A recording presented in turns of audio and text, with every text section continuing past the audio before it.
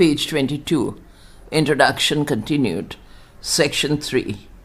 The centrality of marriage in structuring gender relations is often accepted as a given. In the early Indian situation, this seems both plausible and justified in view of the well-known Shastric statement, for instance, Manusmriti, Roman 2I.67, equating marriage for women with the Upanayana or initiation prescribed for men belonging to the three higher varnas. More generally, marital status constitutes by far the most important element of women's identities in most known societies. As such, we introduce the discussion on socio-sexual constructions of womanhood by focusing on marriage. Yet, marriage is by no means a unitary institution in early India.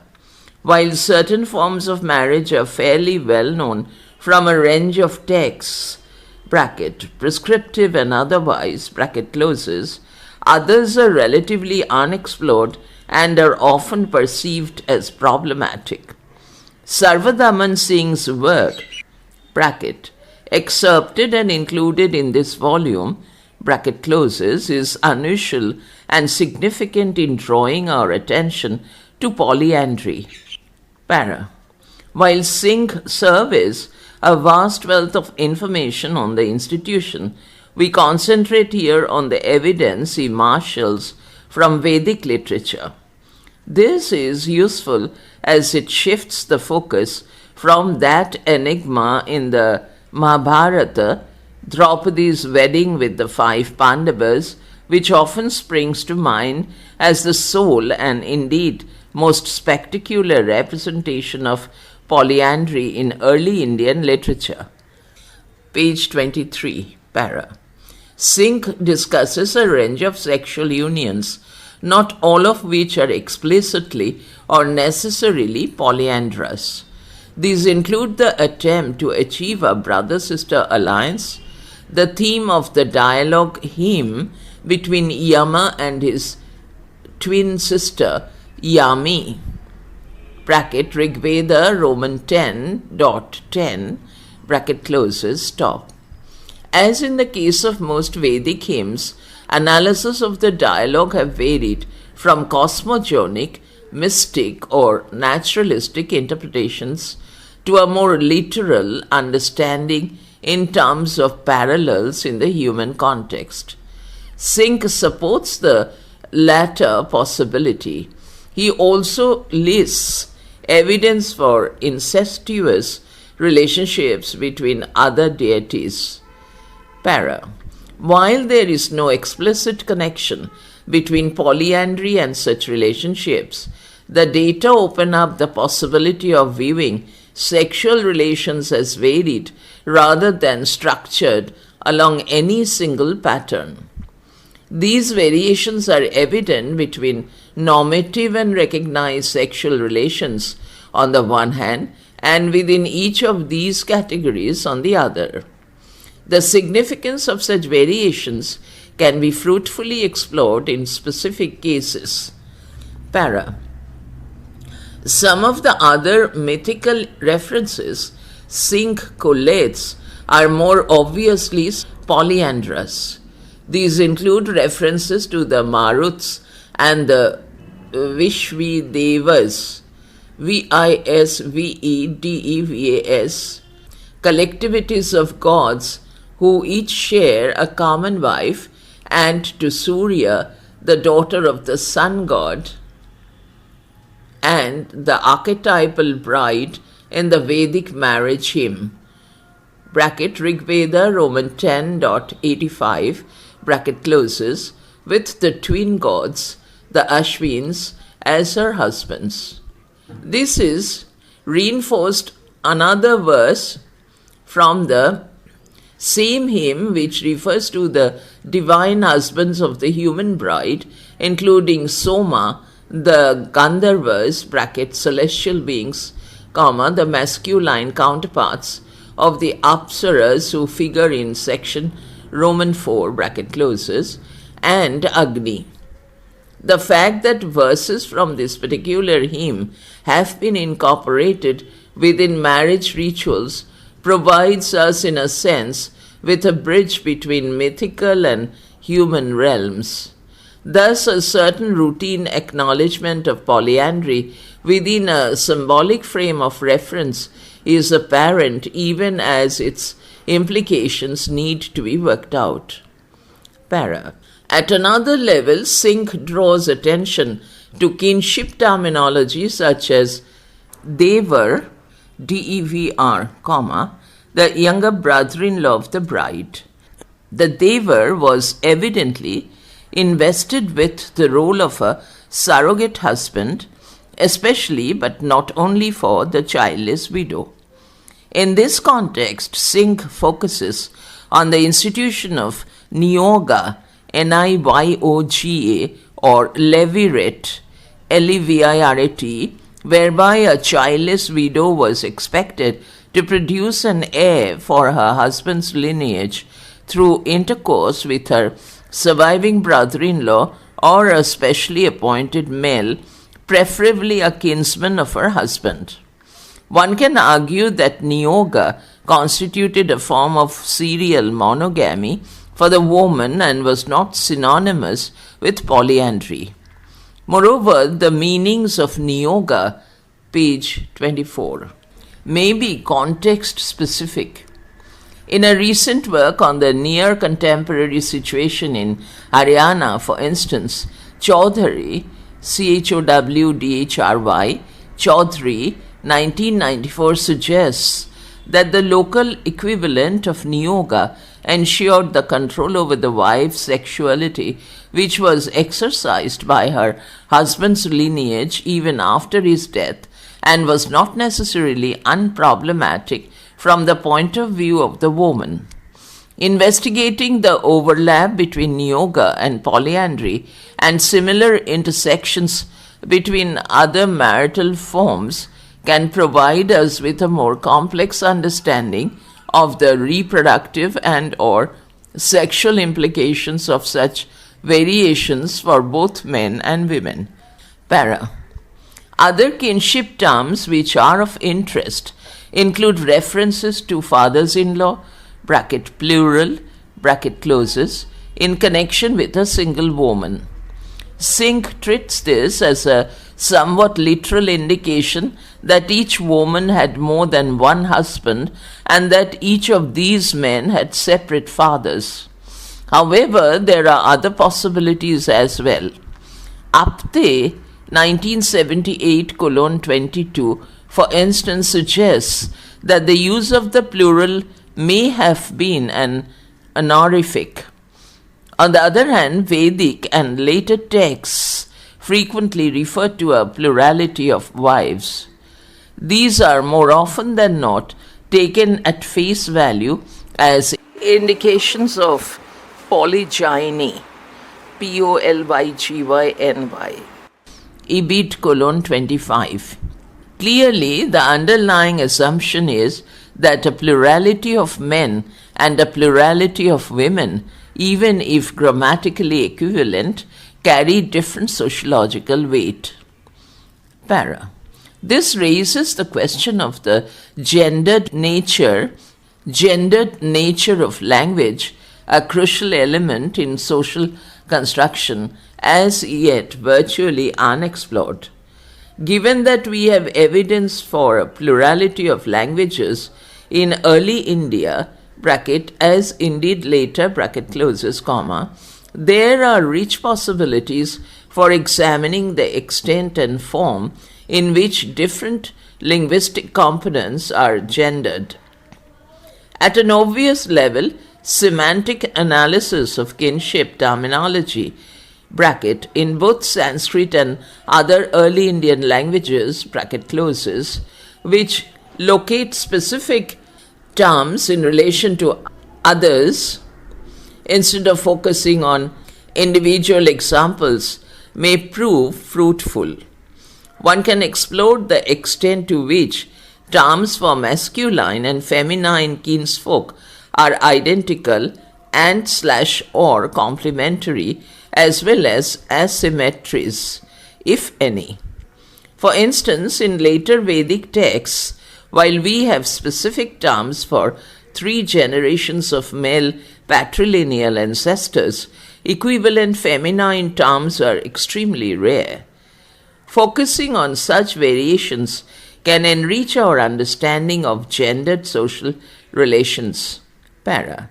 At the same time, we need to bear in mind that variations in kinship terminology need not always be directly equated with different marital or social practices.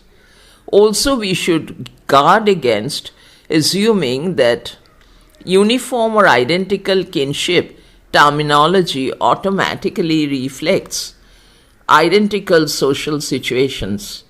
Page 25.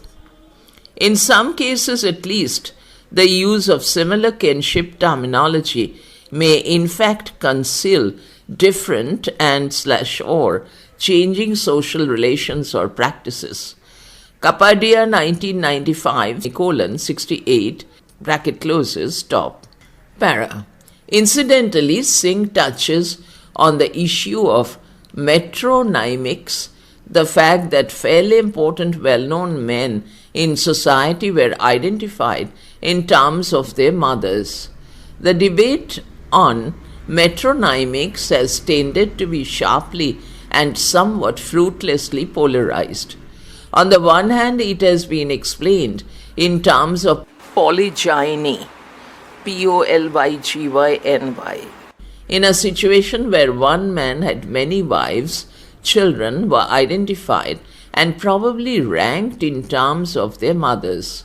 On the other hand, it has been viewed as a reflection of matrilineal, if not matriarchal institutions, and by extension of the relative independence, if not dominance of women.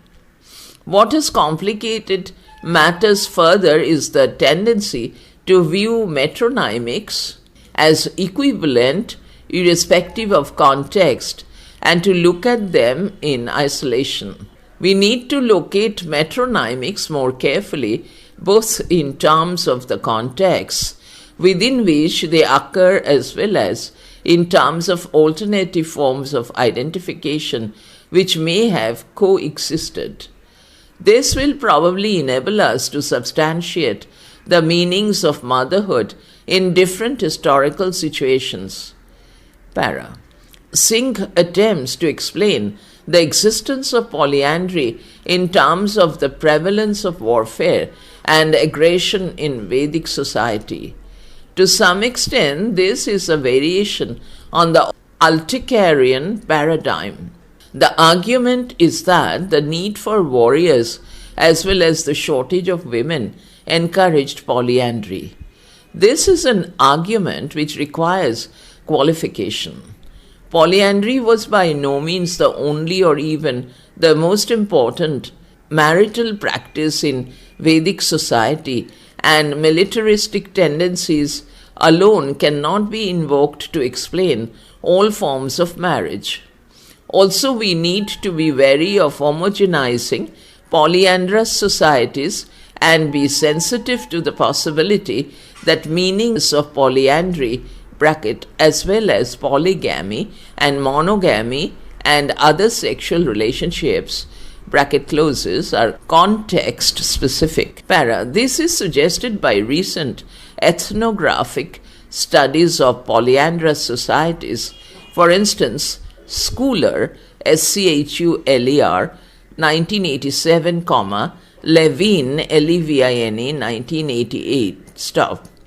These indicate that specific instances of polyandry are related to forms of social stratification which are apparently more flexible than caste hierarchies. Besides, these are embedded in a distinctive division of labor where for men in particular, seasonal migration for trade or herding is fairly routine, while women in charge of most agricultural activities tend to be sedentary.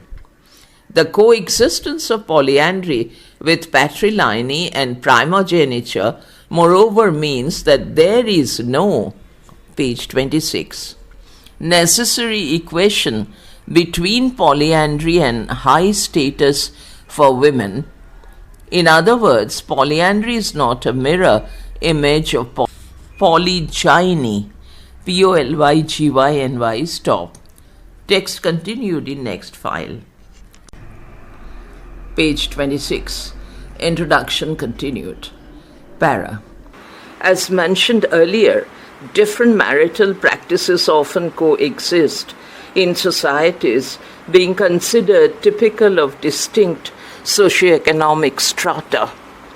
In the case of the Nainba, N-Y-I-N-B-A, bracket opens, a polyandrous people of Nepal, bracket closes, examined by Levin, 1988, we find that slave households are monogamous, uxorilocal, U-X-O-R-I-L-O-C-A-L, bracket opens, that is, the married couple resides in the wife's natal home, bracket closes, and small, while citizens' households are polyandrous, virilocal, V-I-R-I-L-O-C-A-L, and large.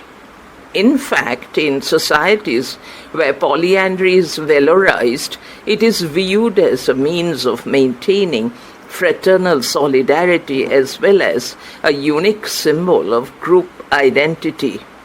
What needs to be borne in mind is that polyandry and most other forms of marriage are as much about the relationship of men to one another as they are about women and men. Para. The context of polyandrous and other forms of marriage thus includes relations amongst and within social categories, including varna and jati, kinship systems, and gender relations. Elsewhere, Roy, 1994, I have explored variations along these lines, which emerge from a comparison of prescriptive shastras and the epic descriptions of the marriage ritual. Apart from rituals, the 8 forms of marriage referred to in the Grihya Sutras and the Dharmashastras have been examined by Sharma, 1983, cited in section Roman 2. He uncovers the principles underlying the ordering of these 8 forms, pointing out that those which are considered best and suitable for the highest varnas reinforce patrilineal bonds and consequently tend to objectify women. As such, distinct forms of marriage, their variations and histories, are not simply about a restricted private domain, but impinge on and are embedded in wider social, economic, and political networks. Para. While polyandry in particular and varied forms of marriage in general can and have provided one entry point into the constructs of womanhood in early India, another construct which has attracted considerable attention is that of the woman as prostitute. One of the earliest monographs on themes related to women was on prostitution. Bracket Basu and Sinha, 1929, bracket closes, stop.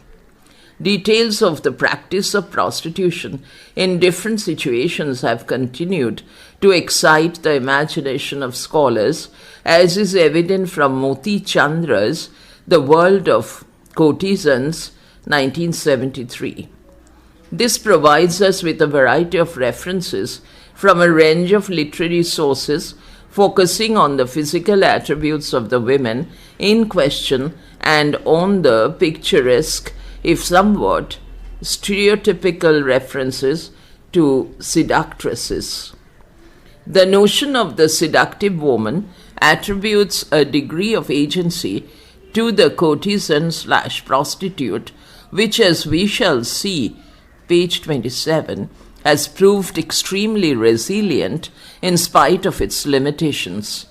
Para. In fact, by and large, historians have tended to treat prostitutes as either a scandalous or a frivolous topic of research. Otis 1987, colon 1. Some of these pitfalls can be avoided if one adopts a somewhat more precise definition of the institution as, quote, a phenomenon in which in italics, socially identified group of women earn their living principally or exclusively from the commerce of their bodies. Italic stops, unquote, bracket, ibid, emphasis original, bracket closes, stop. In all likelihood, an urban context provides a necessary but not sufficient condition for its existence. Ibid colon 2 to 3. More specifically, it rests on a differential construction of male and female sexuality. Para.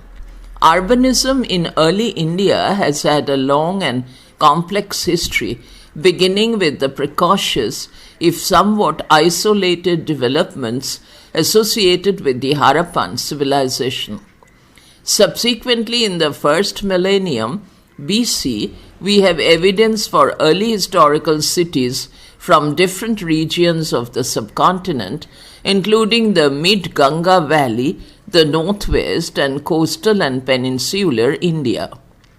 While the changing nature of urbanism from the mid-first millennium AD has been the subject of debate, it is obvious that individual urban centers have had histories rising into preeminence and declining in importance due to a range of factors.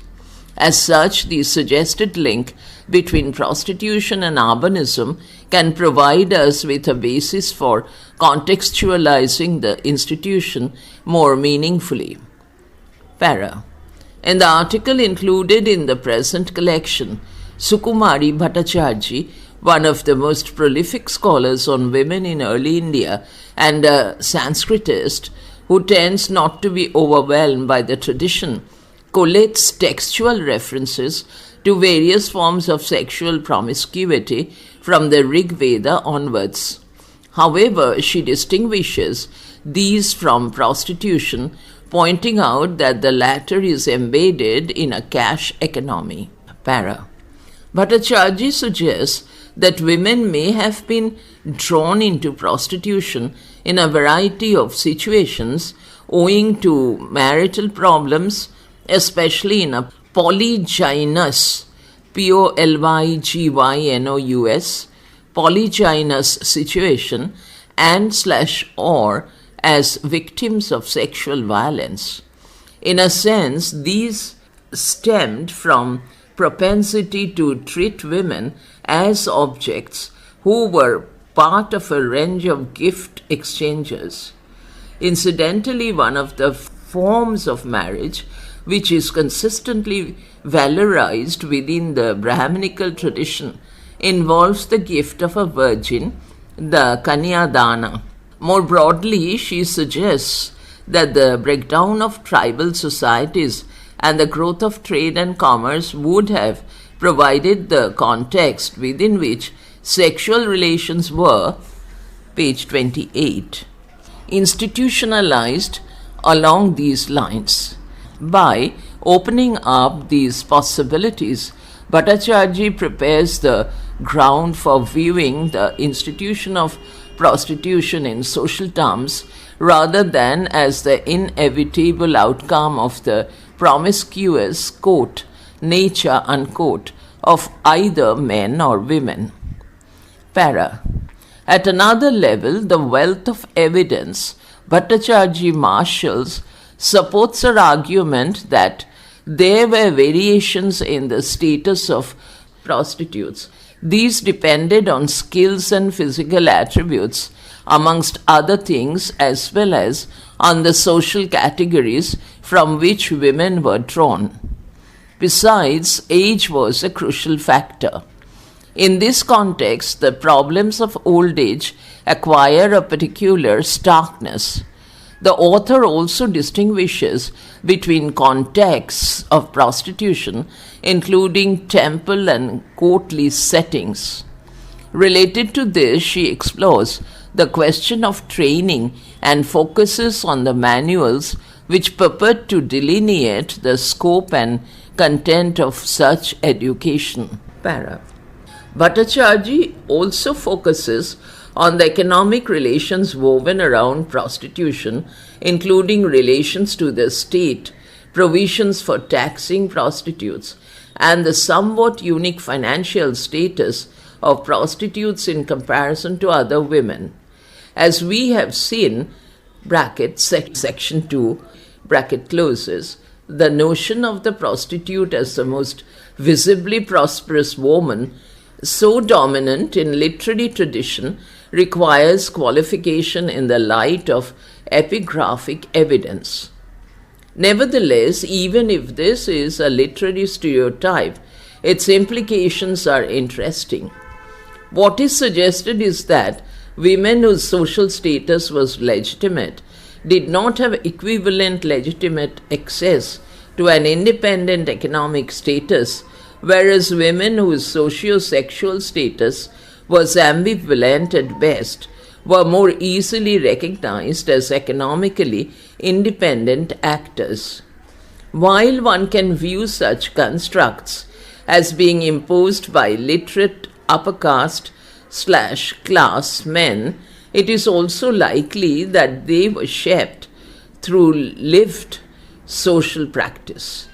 To an extent, this is supported by the fact that literary and epigraphic evidence does not always diverge.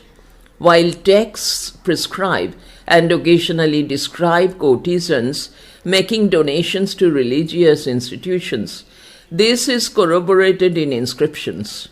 It is likely that such offerings were a means open to prostitutes, and others, who wish to acquire social acceptance and participate in the relations of power and prestige which were centered on such institutions. Related to the economy of prostitution is the question of clients.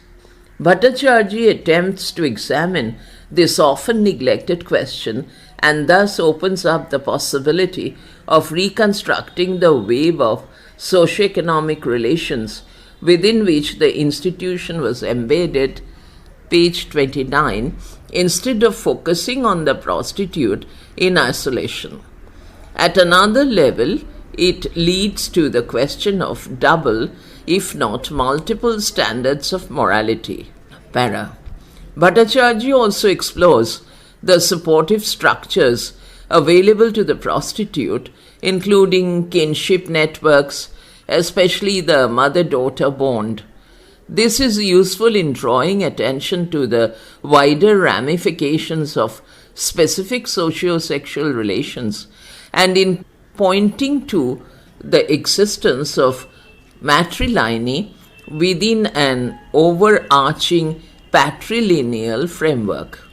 At the same time, she points to the limitations of such structures, evident in the fact that the prostitute could be subject to violence and that her sexuality was a contested domain.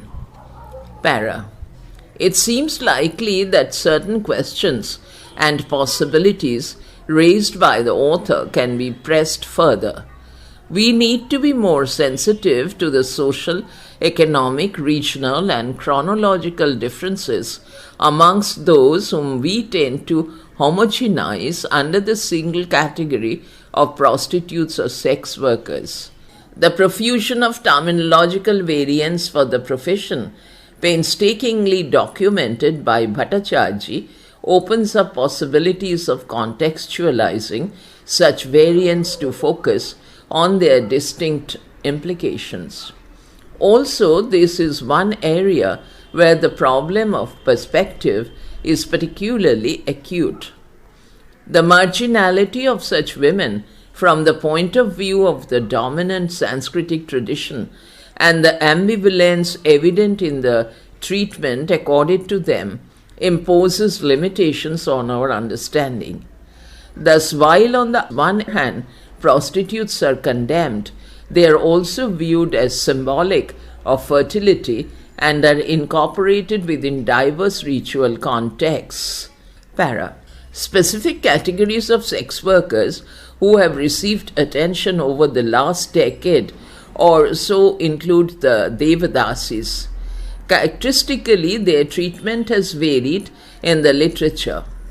While most contemporary scholars eschew moralistic or voyeuristic, voyeuristic, voyeuristic positions, there is a marked divide between Indian broadly Marxist scholars, for instance Singh 1990, Parashar and Naik 1986, cited in section 2, who tend to locate the institution within a nexus of economic and ritual relations centering around early medieval temples. Bracket, see also Mukund, this volume, bracket closes, and Western scholars whose understanding is often Orientalist. This perspective is apparent, for instance, in Mark Lean's MARGLIN''S, bracket 1985, bracket closes, discussion on present-day Devadasis in Puri, stop. She sees them as symbols of fertility on account of their sexual activity and as being responsible for the prosperity of the realm. Somewhat paradoxically, in Mark Lean's MARGLIN draws on indigenous perceptions, especially those of men and women involved in the practice, to establish a case. Page 30. While this is then projected as an insider's view, it obscures the fact that this view, as all others, is located within and derives from a complex changing socioeconomic context. Para. More recently, it has been argued that courtesanal traditions, far from reinforcing patriarchy, represent a circumvention of it and provide women with a refuge of sorts. Bracket, Oldenburg, 1991, bracket closes, stop.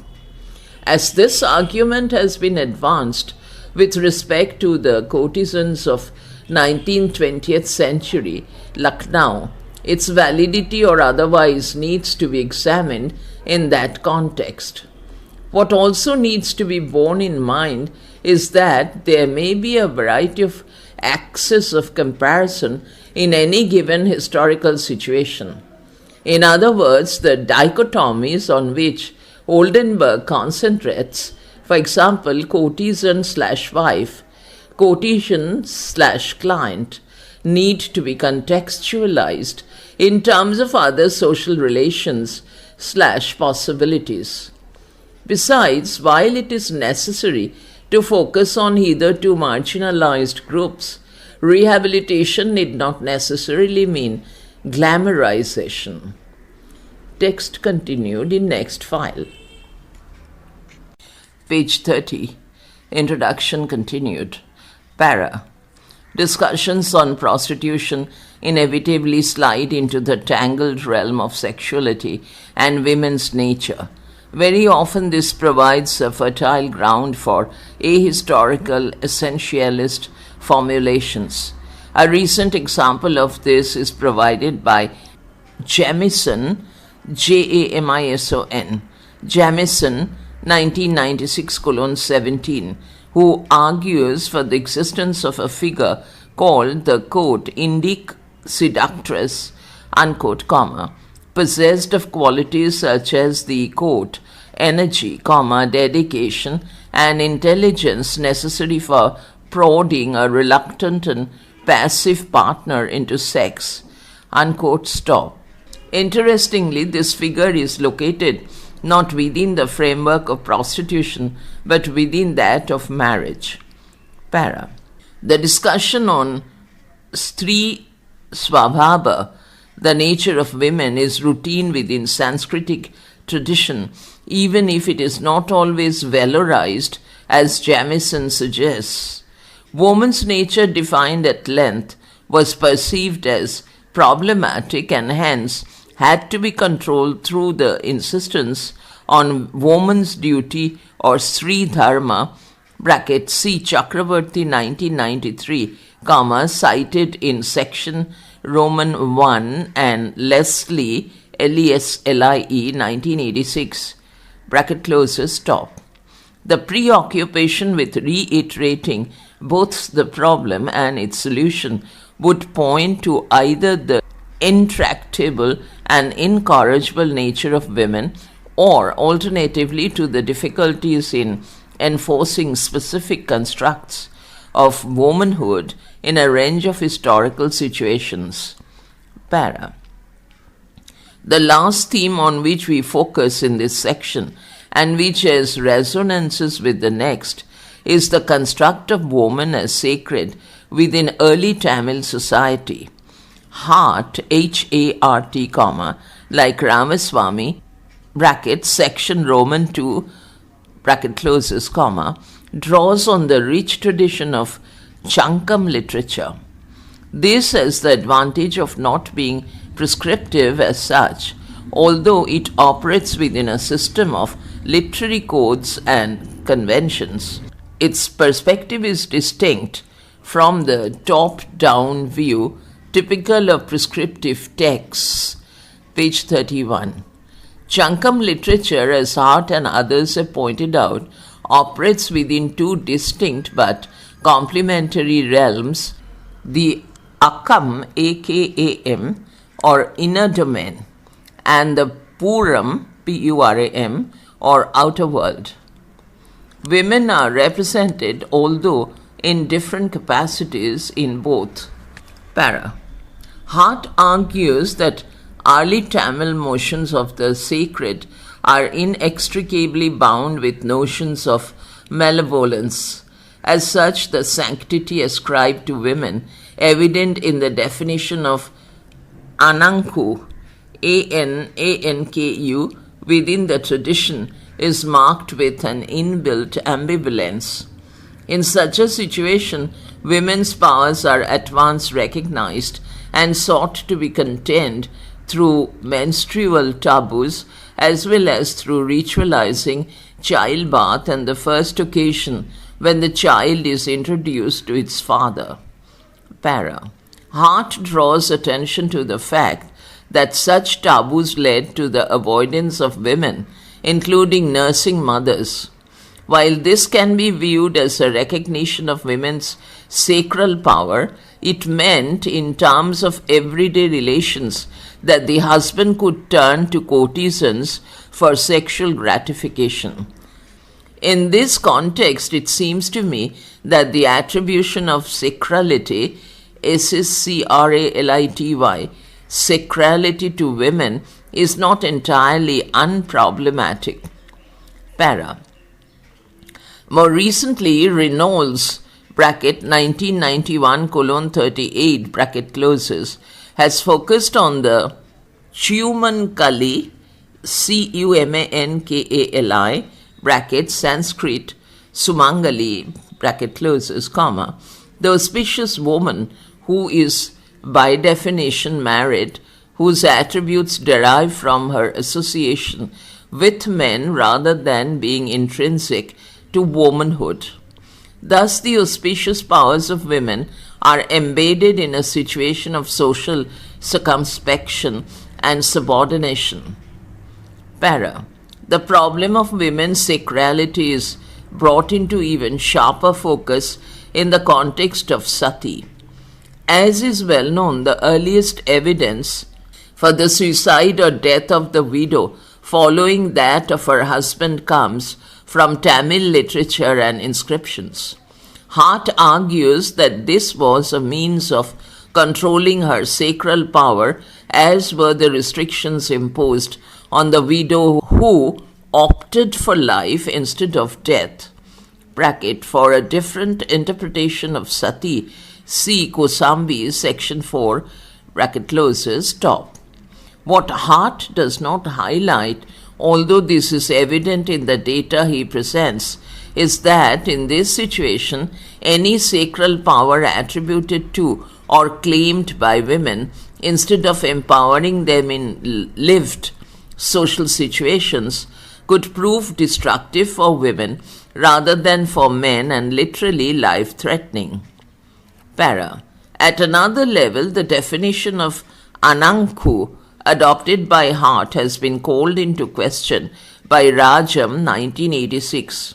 She argues that while Ananku carries implications of feminine sacrality in some contexts, bracket, especially in later Tamil epic literature, bracket closes, this is not its sole or even dominant significance. Page 32. In earlier Tamil literature, it could evidently be applied to women, men, animals, and nature, and had connotations of strength, vastness, sexuality, or even undesirable qualities which had to be removed. Para. The other construct Hart draws attention to is that of female chastity or karpu, Karpu, a complex concept which was expected to be manifested through a variety of physical and verbal practices, or often negatively through restraint. This is a persistent theme in Tamil literature, bracket, and presumably in society as well, bracket closes, where in the Kampan Ramayana, for instance, Ravana is depicted as being unable to touch Sita, the emblem of the chaste wife. Hart argues that while the Sanskritic notion of pativratyam, or loyalty to the husband, seemingly similar, karpu had broader connotations. For the heroine in Tamil literary tradition, for instance, falling in love was synonymous with marriage insofar as it represents entry into a permanent, unchanging relationship, even if it was not sanctified through rituals. As such, the category of the unfaithful wife, bracket, almost stereotypical in some strands of Sanskrit, Prakrit, or Pali literature, bracket closes, is, according to Hart, non-existent in early Tamil literature. Para. Hart also focuses on the specific construction of the female body and the meanings and power inscribed onto the female breast and genitalia. This is represented most dramatically in the Chilappatikaram, Cilappatikaram, where the devoted but wronged Kannaki tears out her breast and hurls it, setting the city of Madurai on fire through the power she literally embodies and releases. Para. Hart contrasts the Tamil definition of female chastity with that available in the Brahminical tradition. He suggests rituals such as the Varuna Praghasha, which could be performed annually and which included, amongst other things, a questioning of the wife of the sacrifice as to her chastity, would point to an understanding of women as potentially unchaste. The prescriptions and descriptions of Niyaga, Niyoga, moreover, are viewed as constituting a tacit acceptance of women having sexual and procreative relations with a number of men. This is explained in terms of a valorization of procreation rather than chastity. Para. The different weightage according to female chastity in these two situations can be interpreted in a variety of ways.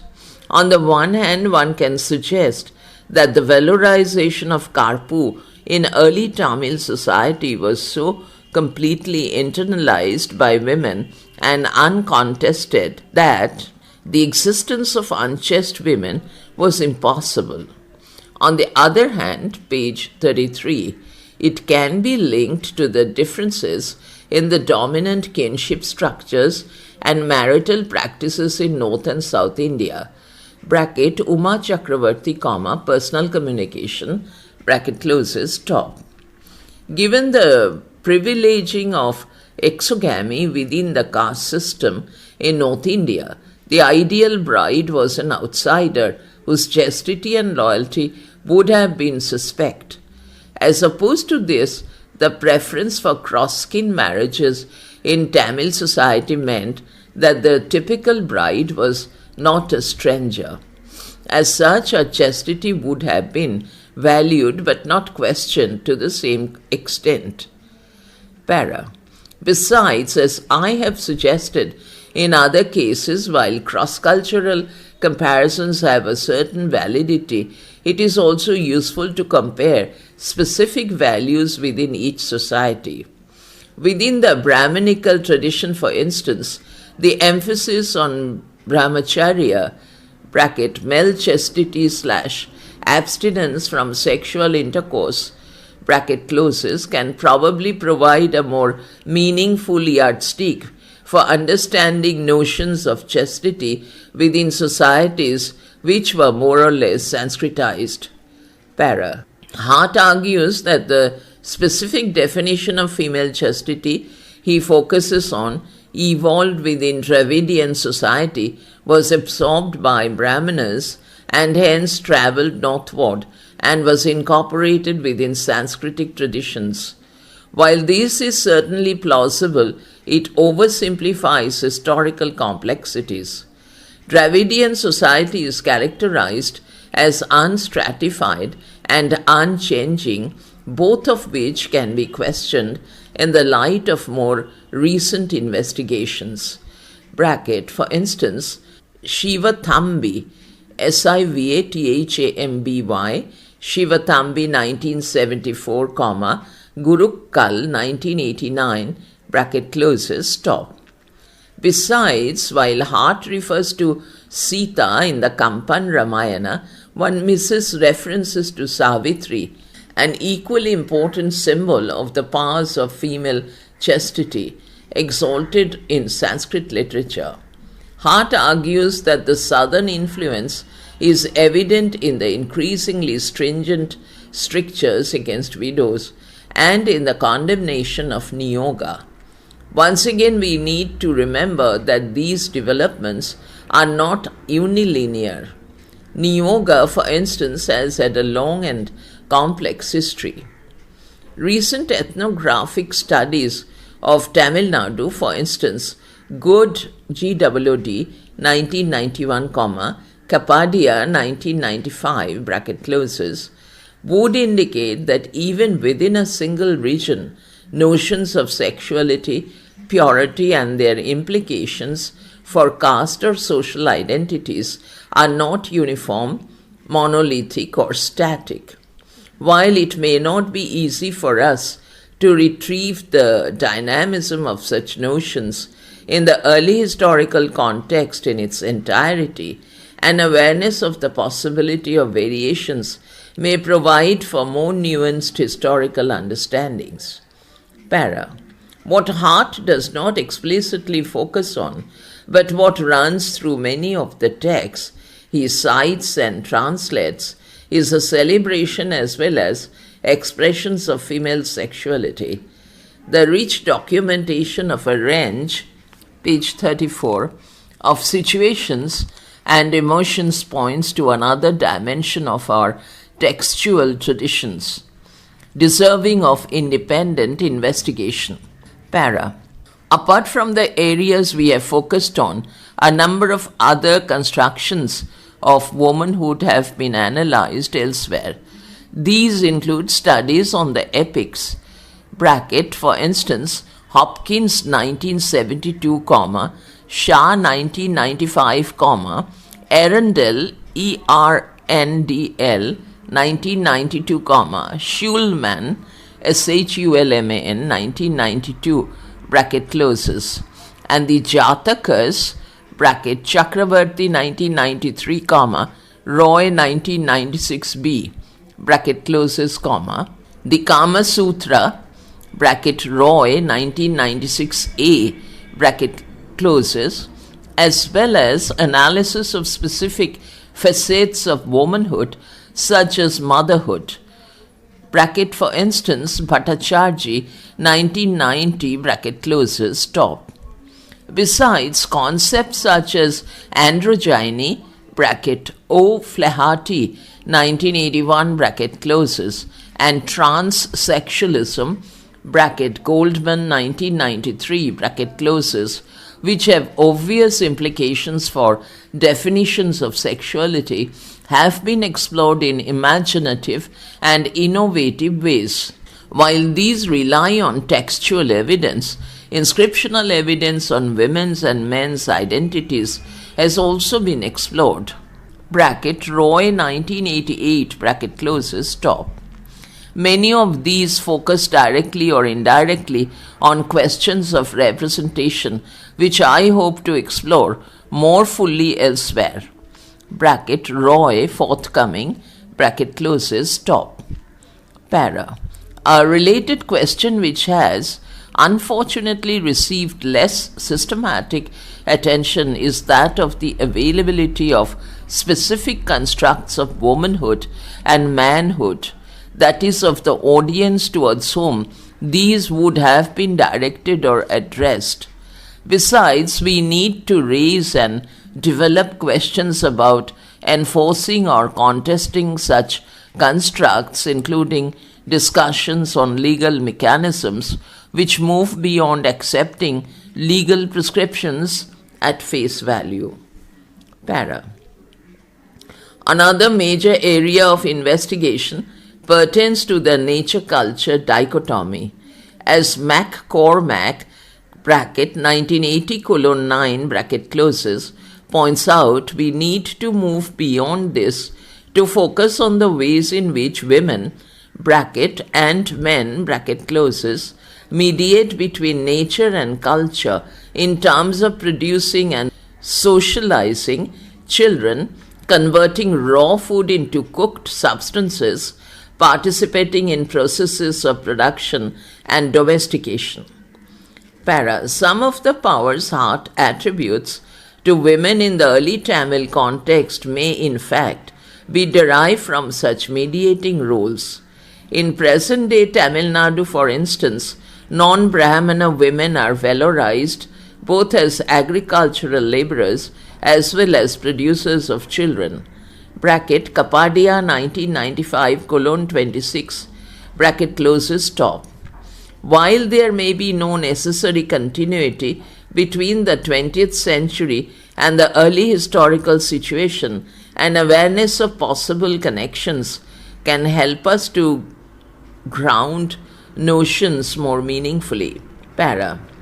At another level, while McCormack may be right in suggesting that treating the nature-culture relationship as dichotomous effectively masks complex realities, our own version of the dichotomy, the Purusha Prakriti, page 35, bracket, literally man/masculine and nature/feminine, bracket closes, duality within early Indian philosophy requires analysis.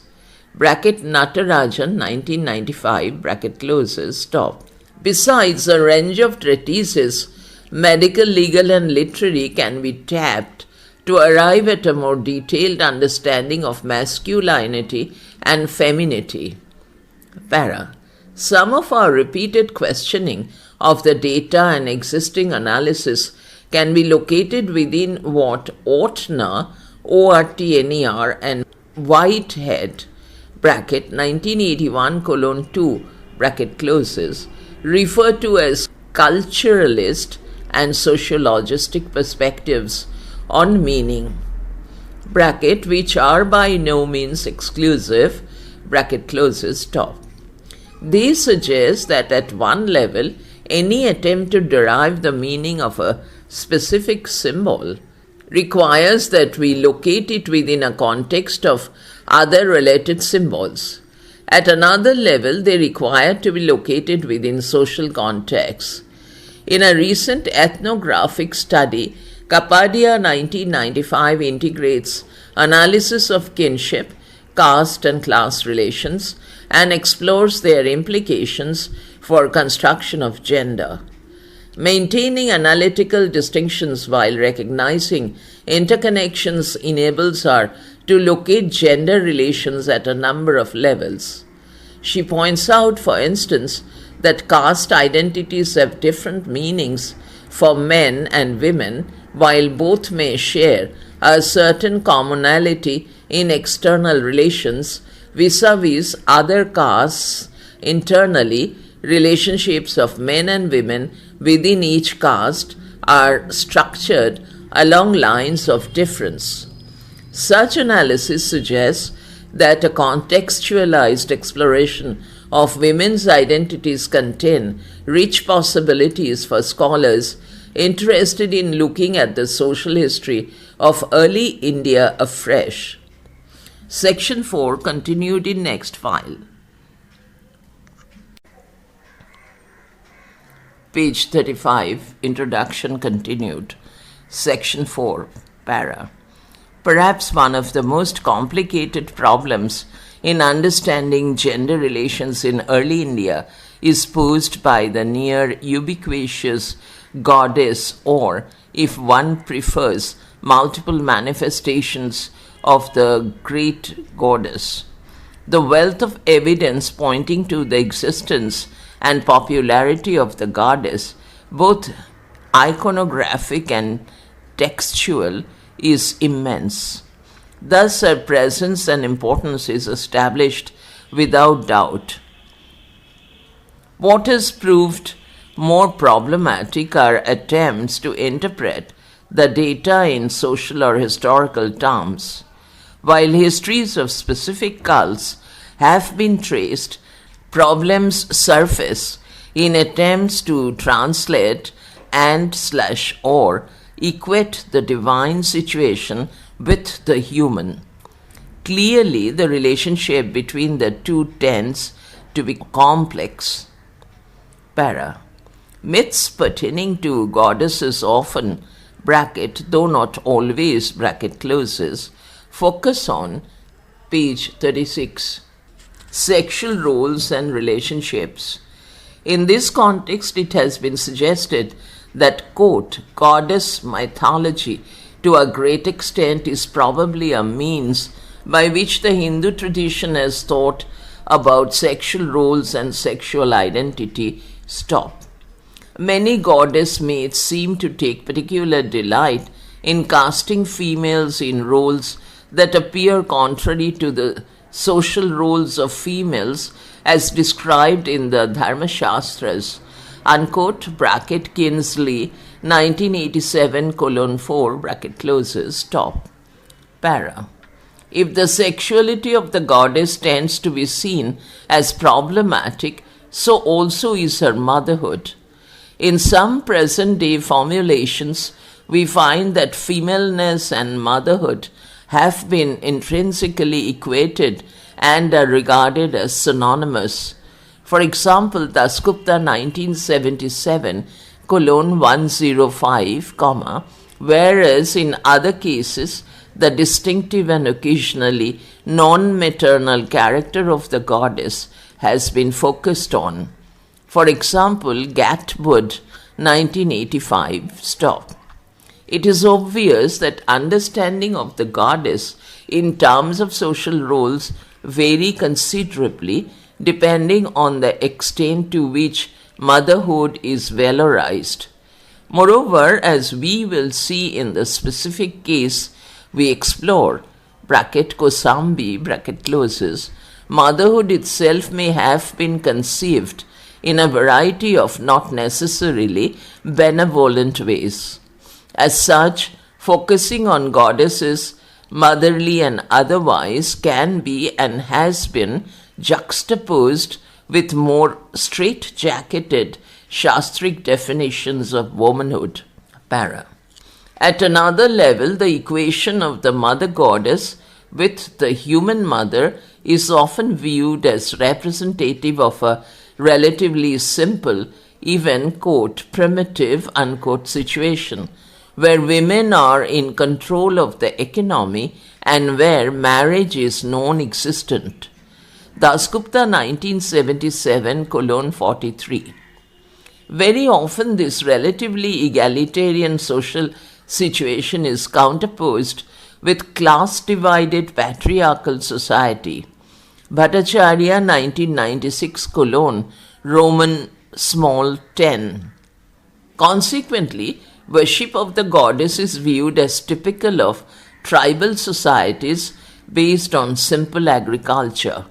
Thus, there is a certain preoccupation with notions of fertility which are traced within a range of cults, beliefs, and practices. In other words, a neat equation is established between material conditions and systems of belief. Para. While this has proved to be a fairly enduring and popular framework within which to locate the goddess, it has been implicitly called into question by recent work on Harappan religion, Atre 1987. Atre argues that the principal deity of the Harappan civilization was female, an embodiment of diverse manifestations of fertility. Ibid 204. Given that civilization presupposes the existence of fairly complex social and economic relations, the centrality accorded to a female deity would run counter to a single uniform pattern connecting goddess worship to simple societies. In fact, it may be useful to point out, as Tiwari 1985 small Roman 11 does, that the worship of goddesses, page 37, has followed diverse courses, and at best one can talk in terms of a, quote, loose federation of cults, unquote, stop, para. Another perception which one frequently encounters is that of the goddess as embodying a vision of gender relations rather than a literal reflection of reality. For example, Bean, BEANE 1977, 269, Ganesh 1990.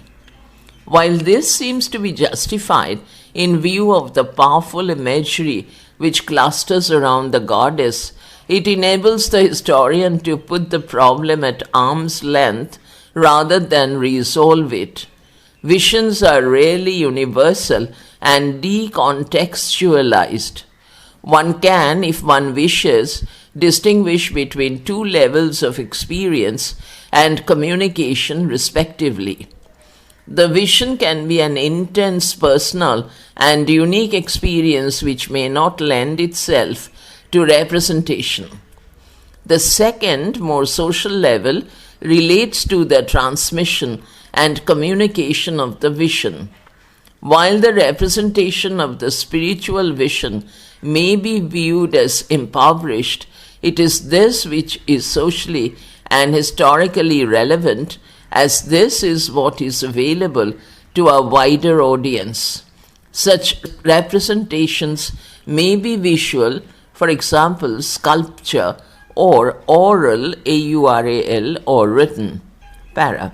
If these representations do not reflect reality but are nonetheless embedded in it, then do we view them as contestations of a gender-stratified reality and as consequently potentially empowering, or are they, as has often been suggested, compensatory, meant to divert attention from grim, routine, existential problems? Also, the problem of determining the access specific social groups may have had to particular envisionings remains acute for the historian. Para.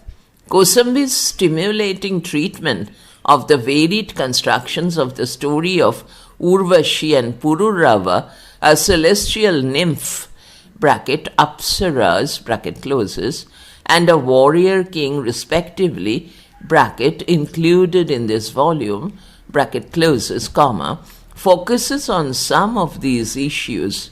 He traces the domestication of a somewhat ambivalent mother goddess into a romantic heroine and the concomitant transformation of Pururavas from a sacrificial victim into a polygynous king.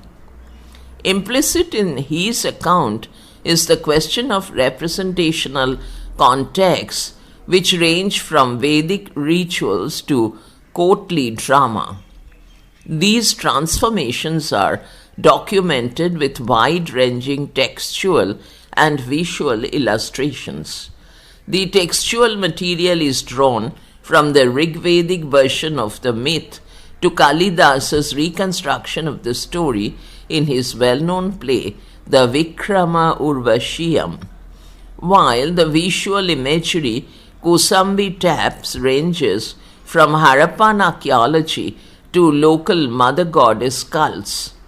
Although it has not been possible to include all the details, the broad contours of his argument can be followed through.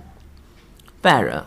The Rigvedic hymn of Pururavas and Urvashi is one of the few, page 38, dialogue hymns that survive. The dialogue was probably enacted in a ritual context. As mentioned earlier, section 3, Vedic hymns can and have been interpreted in terms of natural phenomena, but as Kosambi points out in his characteristically trenchant critique, such analysis do not take us very far. Kosambi follows Geldner, Geldner, in tracing various versions of the story, Vedic, epic, and Puranic, and points out that many of these end with the death of the hero, even though the cause of his death tends to vary. Para. The death of the hero thus emerges as intrinsic to most versions of the story. Kosambi suggests that this represents a surviving reference to the fate of the male protagonist involved in a form of sacred marriage which required cohabiting with and then being sacrificed to a goddess. That this is not entirely fanciful is evident from the etymological parallels Kosambi mentions, including those with the horse of the Ashwamedha sacrifice. Para. Having established the equation of male protagonists with the sacrificial victim, Kosambi explores the nature and significance of the mother goddess.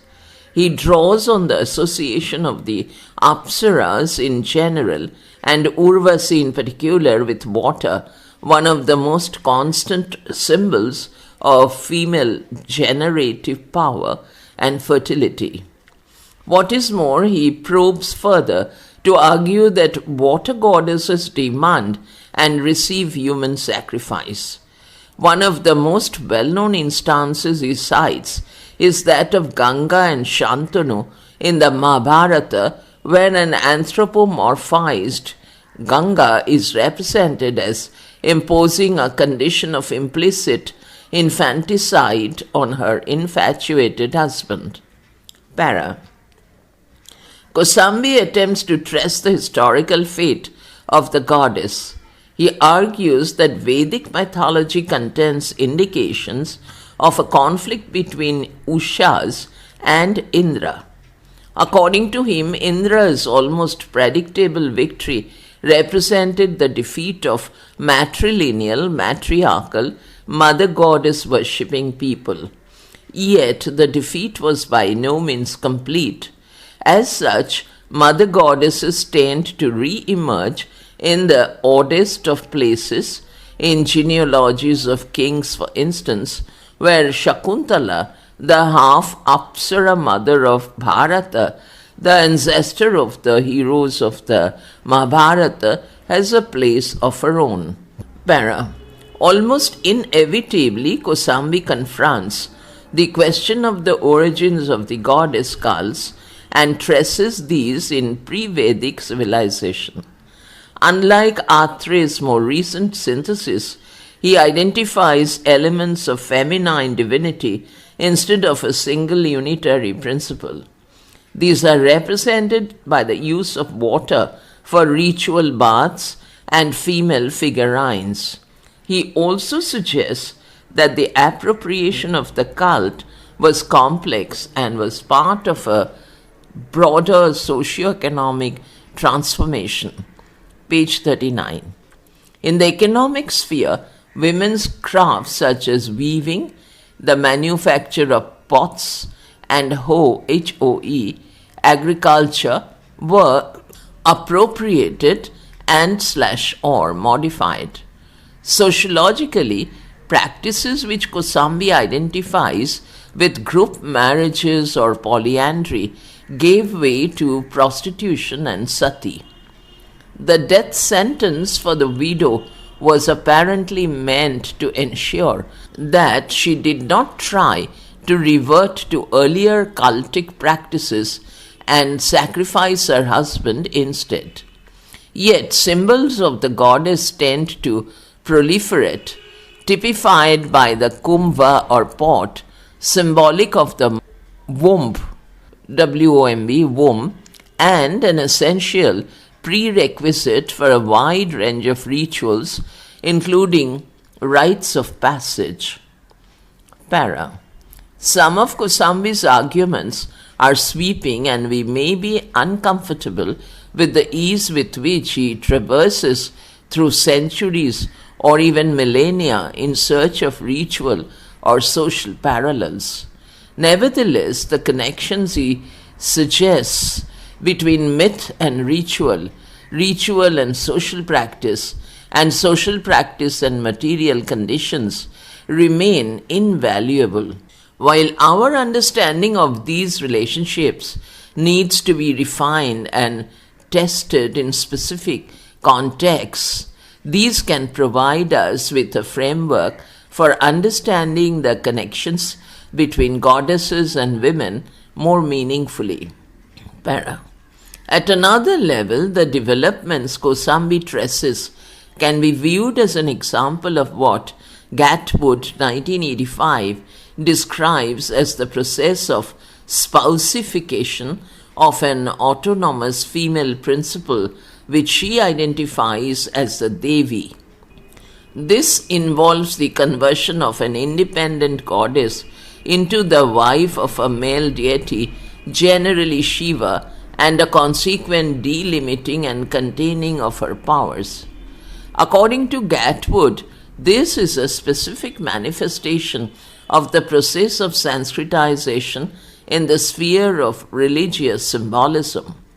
The spousified goddess is regarded as representative of the high caste woman, while the more autonomous Devi is viewed as typifying low caste women for whom sexuality and chastity are thought to be less problematic. This provides the framework for exploring the histories of individual, local, and regional goddesses.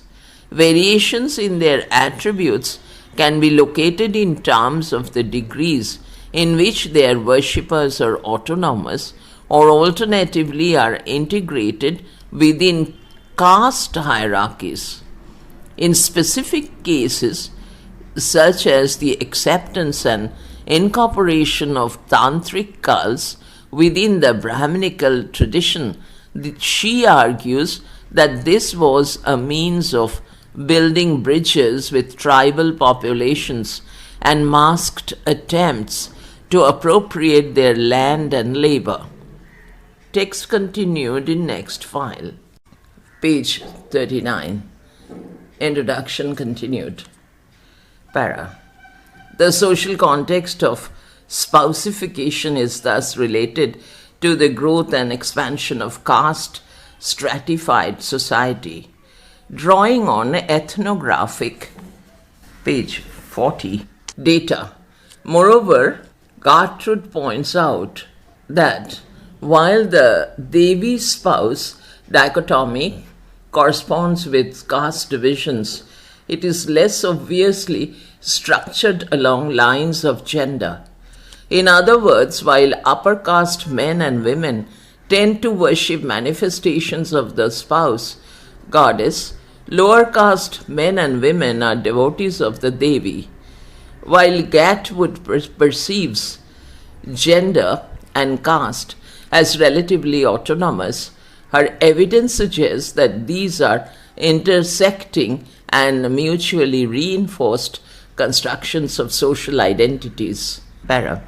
Goddesses are obviously gendered symbols. However, as mentioned earlier, we need to be wary of attempts to accommodate the profusion of female divinities documented in early India within any single explanatory framework. As Bynum, BYNUM, bracket 1986:2, bracket closes, observes, in a more general context, quote, gender-related symbols, in their full complexity, may refer to gender in ways that affirm or reverse it, support or question it, or they may, in their basic meaning, have little at all to do with male and female roles. Stop, unquote. A sensitivity towards these multiple possibilities may help us to tap our rich, diverse traditions more meaningfully. Para. At another level, as is implicit in Kosambi's work, we need to contextualize specific goddess cults in terms of alternative, coexisting, and occasionally conflicting systems of belief and practice. This may help us to work out the significance of these cults and their powerful symbolisms and their implications for gender relations in non-religious contexts more fruitfully. Para. Women's relationships with the goddess constitutes one particularly spectacular example of the complex connections between gender and religion. Another less spectacular but more tangible aspect is that of women's patronage of religious institutions.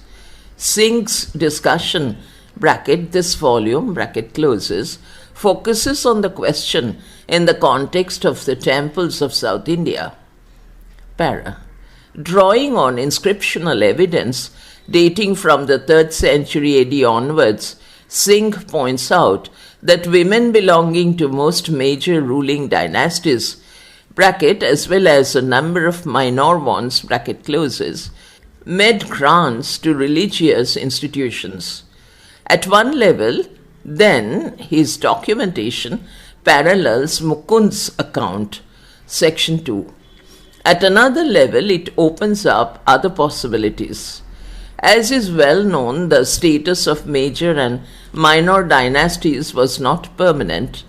Dynasties and ruling families rose and declined in importance in terms of one another. Given this situation, it would be useful to locate women's patronage of religious institutions in terms of such dynastic histories. This may enable us, page 41, to explore the secular significance of such grants in more complex ways. Para. Within the broad chronological framework on which he focuses, Singh mentions certain interesting variants. In the case of the Ikshakus of Andhra Pradesh, while the kings patronized Brahmanism, the women of the royal family supported Buddhist institutions. Singh suggests that this may be an indication of a liberal attitude. It is also likely that there were other compulsions as well. The resources of women and men may have been deployed differentially to ensure a broad and diverse support base for the new state. It is also likely that the grants made by men and women were by no means equivalent. Para. In the case of the Chalukyas of Vatapi and Kalyani, Singh attempts to situate women's patronage of religious institutions in terms of their visible access to positions of status within political structures. This is an interesting suggestion which can be tested in other areas or dynasties as well. Another variation in patronage is in terms of religious institutions. These range from Buddhist and Jain to Brahminical institutions and sects. In the case of Akka Devi of the Rashtrakutas, we are told that she patronized all religious institutions. Once again, variations and their significance can be explored within specific historical contexts. Para. Another feature of the evidence presented is that while some grants are made to established institutions, others are memorials to kinsfolk. In such instances, different social, political, as well as religious notions seem to be at work. As interesting is the fact that occasionally the principal deity of the new shrine is named after the donor or after her spouse. The implicit deification of the ruler and his wife and the extent to which this practice prevailed, as well as its context, can be fruitfully investigated. Para. There are indications of other kinds of religious endowments as well. These include wells and tanks. While these are explicitly recognized as a means of acquiring religious merit, it is obvious that once built, these could be used for more mundane purposes as well. Investigations along these lines could help us to look at the divide between the religious and the secular more carefully. Para. While Singh's major focus is on South India, he summarizes evidence from northern, central, western, and eastern India. As such, he provides us with a panoramic view of the extent of such endowments. Singh interprets the evidence of women patrons as an index of their high familial and social status. Page 42. Besides, the endowments... Page 42. The endowments indicate that they had direct access to resources. He also takes such donations at face value as an indication of the generosity of the donors. While such interpretations are obvious and indisputable, other possible interpretations need to be explored as well. Para. The evidence Singh compiles can be contextualized along a number of lines, as is evident from the recent work of Talbot, 1991. Focusing on Andhra Pradesh in the 13th century, she argues for distinguishing between large and small temples, suggesting that they may have been functionally distinct. What is interesting is that this correlates with the sex of the donors to a remarkable extent. Women donors tend to be associated with the larger shrines. Besides, women tend to donate livestock rather than land. This may have to do with the kind of resources which were under their control. Talbot's careful classification of donors, both men and women, in terms of social identities, provides insight into patterns of patronage. It is thus evident that the question of women's patronage of religious institutions can move well beyond the fact of establishing the existence of women patrons, although that is an essential prerequisite. Para. At another level, the use of resources for religio-political purposes, obvious in acts of patronage, can be contextualized in terms of competing claims on such resources. Thus, they can be located within competing systems of distribution, especially those associated with prestigious transactions. For instance, while the performance of elaborate Vedic sacrifices may have been an alternative open to male aspirants to power, this would not have been accessible to women.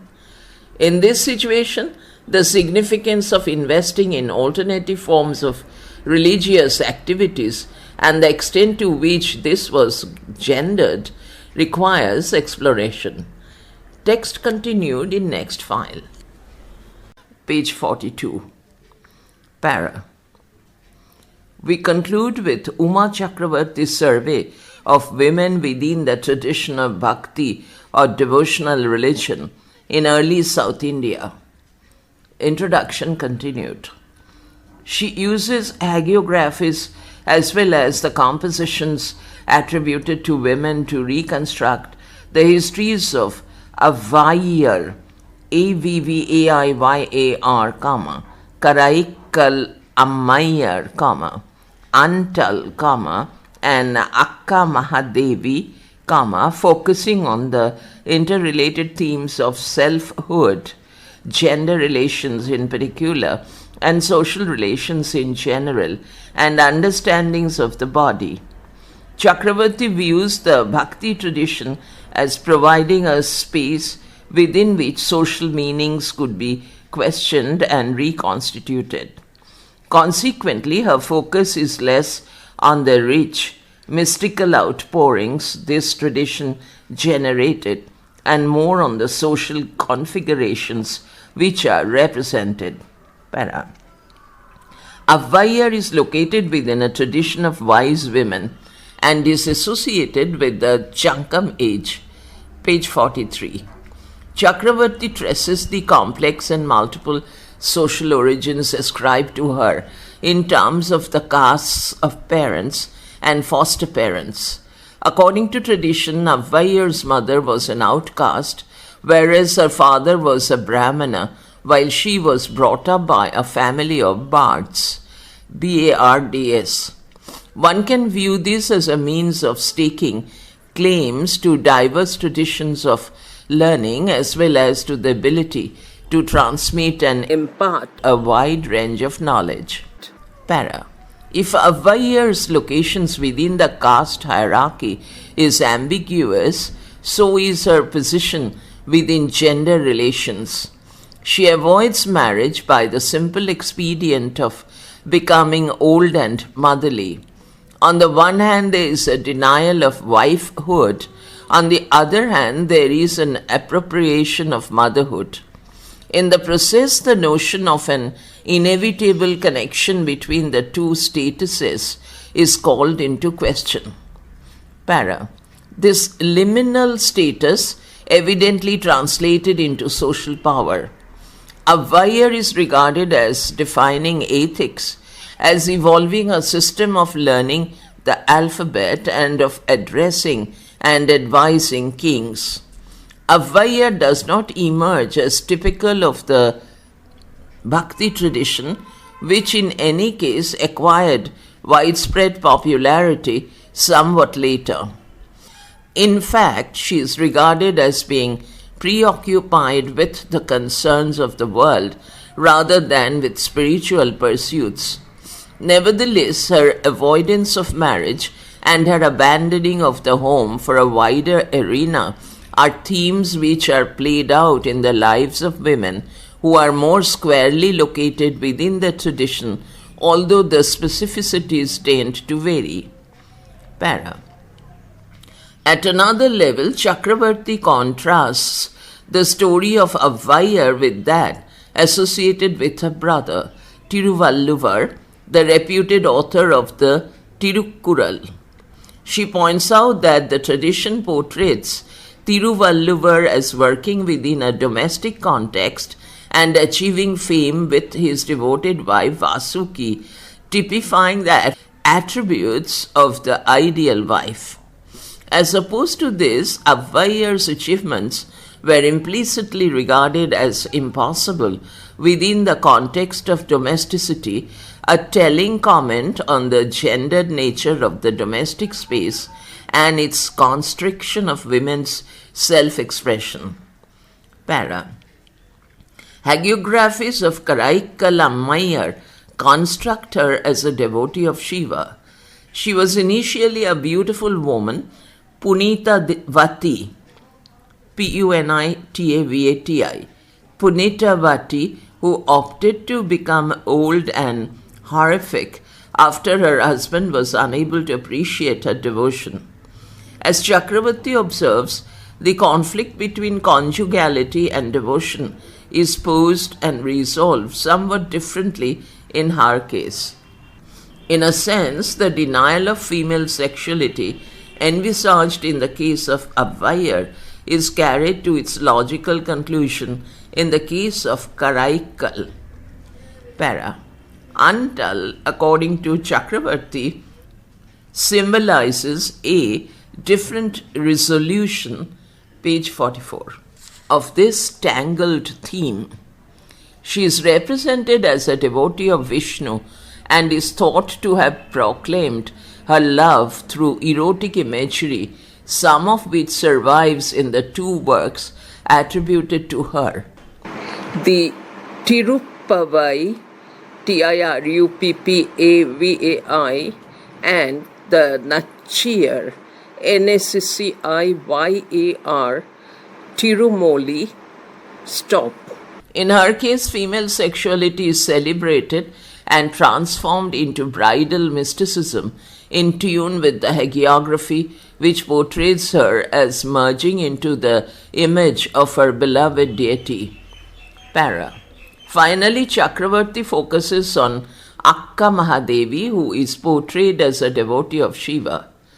As in Karaikal Ammayar's case, an unhappy marriage provides the frame for Akkai Mahadevi's contestation of domesticity. In Akka Mahadevi's case, the story culminates in a celebration of the divine as erotic, in an eroticism, moreover, which is not constrained within a marital idiom. Stop. Para.